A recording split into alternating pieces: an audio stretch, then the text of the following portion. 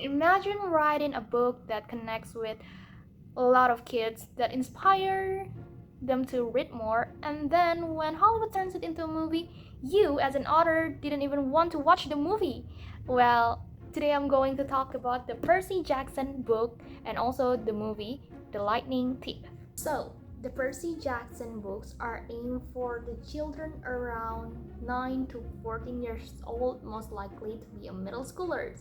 But from the very first scene of the movie, we could actually recognize that it's painfully obvious there doesn't look like a middle schooler, more likely to be a high schooler. Very first scene showing a man came out of the water and walking through New York City. The middle-aged man then met another middle-aged looking man. After they stopped talking, we could actually find out they were Poseidon and Zeus. Well, Zeus seems to be very angry because he lost his sacred weapon and accused Poseidon that his son is a thief. He gave an ultimatum that the lightning bolt must be retrieved before the summer solstice. This isn't giving us the hint of the story, but I actually argue this is such an unsatisfying way to reveal the story. Compared to the book, we start with such a compelling narrative of Percy that warned us and telling that he didn't want to be a half-blood. After giving the hints of the Percy character, then it starts shifting to the museum scene. Well, in the museum part, we could see that the voice of Percy was very pure and raw, and we could also conclude that Percy is a very young and clever boy, but we didn't get it in the movie. We saw Percy in particularly in the museum scene, a cocky boy that doesn't really care about his surroundings, and it is very far from the original character of Percy Jackson. Well, it is very fun to see Percy's thought in the book, like he warns us that being a demigod is dangerous, then that he didn't ask for becoming a demigod. But when we ease into the story with the field trip to the museum, the movie though, it dumps us straight into godly politics with little to no emotional build-up. Next character that I really want to talk about is Grover, because he's a very important character, but in the movie, he also looks very bad. Why? It's not just about his appearance that he's looking way more older than he should. Grover in the book was an easy target, scrawny, awkward, and daringly, and pretty much uncool. But that's what made him relatable. He wasn't the smooth-talking satyr, he was the kid who tripped over his own hooves and wore fake fit to blend in. But his charm is his vulnerability. But the movie, it took that and crank it up into something pretty strange and something like, I don't know, he seems like a boy who likes to sexualize things, and Grover isn't just awkward, he's making up hook-up jokes, acting like some kind of teenage player, and even leering at girls in a way that feels completely out of place for a character that meant to resonate with middle schoolers. And because Book Percy is very sharp, sarcastic, and fundamentally kind, he respects his mentor, and his intelligence is part of what makes him a compelling hero. But the movie turns him into this clueless, bratty teenager, shouting at children, ignoring explanation, acting like the world owes him something. And Annabeth, Annabeth is a little bit better because I think her characterization is still pretty cool, but there is some part that's not so accurate. The movie versus the book, like the movie Annabeth, is very strong and very sharp. They made her like Percy's rebel at the first place, although in the book she is very kind and charming, and she's actually on Percy's team at the flag capture challenge. But they made Annabeth like her rival, and that's kind of weird though. But I understand maybe they need this to show Percy's power, because Percy's actually has a few rivals in the camp Half-Blood, but they need to remove her, I guess, for the duration. But I don't know why they made Annabeth her rival at the first place, and it made Annabeth didn't show his actual talent. Like in the movie, the Annabeth is very strong, very competitive, which actually pretty much okay if we think about it. But when it's really contradict the books, because the books Annabeth is clever and very warm and kind. It's shown by the Annabeth help towards Percy and a lot of more things. Well, to me, isn't just about changes. It is about missing the point.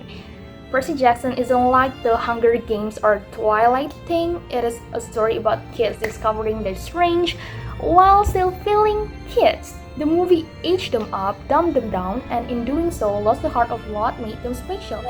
Make them a teenager looking and skip a few years apart is actually very crucial, because they have a lot of story, and the book is gradually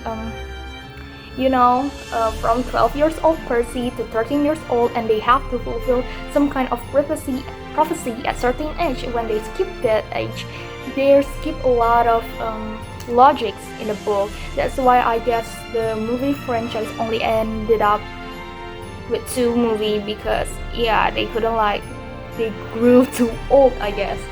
The movie is too fast paced for me. Like, they keep urging something, and Percy have this urge to save her mom, and suddenly Grover and Annabeth just join and want to travel together. But in the book, Percy asks them himself. This is very crucial because it shows the friendship in them, and it's not like the bratty Percy thing that he didn't want Annabeth and Grover to come help, and like Grover and Annabeth insist to join the team. Well, in the book, Percy is kindly and need their help. That's why it is a very important part, at least to me. After Percy got stuff like they got a map and equipment from Luke, they need to take pearls that could help them to the underworld, which kind of different from the book where they got the pearls from the end of the journey. It has become more like a scavenger hunting in the movie. Although to me this part is still quite understandable for the duration. Well, not just alienating the plot, there are some of the characters that got erased totally from the movie. First off, where is Nancy Boba Fett? Percy, OG bully turned accidental victim when his power first popped off. That scene was iconic. It shows Percy's hidden power, and it's like giving Harry Potter, "You're a wizard, Harry" moment. You're a wizard, Harry. Well, this is actually ironic because the director of the first Percy Jackson movie was Chris Columbus, who also directed the first Harry Potter film. Same director. Why they even do that? Because when Percy showed his first encounter and first acknowledgement of his power in that scene, it is very important it is important for Percy growth. And don't even get me started on Ares, because the book gave off Percy facing off the literal god of war in very epic witch battle, but they erased it and changed it into Luke. Luke have to fight him in the sky, and the guy who spent half the book side-eyeing everyone from the shadow. But this is what very important take also.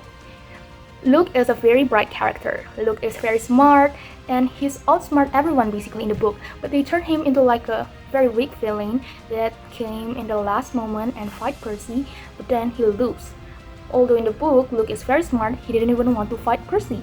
So yeah, that's very weird, and the way they erase every scene, like that is the peak moment of the book, and that's the most cool battle in the book, and they prefer to erase it and choose Luke, who actually the one who want to avoid confrontation, who want to avoid fight and choose like some sneaky way to fight Percy. I don't really understand about that. Well, sometimes I get adapting book is hard. Not everything can make the cut. But why do you have to train the moments that make Percy's journey actually Percy's journey? And what's left a demigod shaped mystery with I don't really see the magic of this movie, and maybe that's why a lot of fans, a lot of the book reader is very furious, and then the author of the book himself didn't even want to watch the movie. Okay guys, so that is my thoughts about the Percy Jackson the Lightning Thief. Anyway, at the end of the video, I just want to say this highlights exactly what novels can do that movies often can. They let us live inside a character's mind. Like Percy Jackson, we could hear his inner thoughts in the book, while in the movie, there are a lot of plot holes, time skip, and we couldn't really understand Percy's early struggle. The book took its time showing his growing powers through subtle moments, and novels can slowly showing the character's development where films often have to boil it down to just the splashy moments. That's probably why they cutting Ares' battle and it hurts so much because we lost Percy's internal monologue realizing things. And the movie gave us the action but skipped the actual character. Anyway, go check out the movie if you really want some enjoyable one. It's still pretty much enjoyable, although it's not as epic as the book. I still recommend some of you guys to watch it at your spare time, but right now they have new series coming out, so I think it's more worth of your time if you want to check the series one because Rick Riordan himself also involved in the series making. Anyway, thank you for watching my video. Bye!